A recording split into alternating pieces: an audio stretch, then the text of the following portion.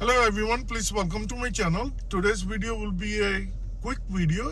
It will be only tips and tricks. If you have a tire pressure light on your display panel, that means you have a low tire pressure in one of the tires. At this moment, if you see the tire pressure is low and I'm filling up the air right now, as I'm filling up, and you will see the light will disappear. As you see, it was a 30 psi, it was a low pressure, and I start filling up and it jumped to 34 psi. The light disappeared right away. So that's how easy you can make it, the light to disappear. Now I'm going to show you how we can get into that screen.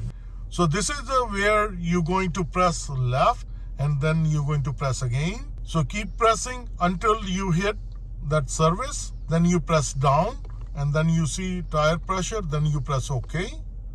And as you can see, we are into the screen. If you have a tire pressure light on, you need to fill up the air.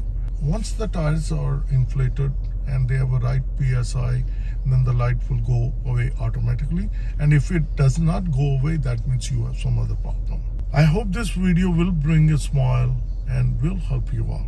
And if you like this video, like always, like, share and subscribe to my channel. Thank you and have a good day. Bye-bye.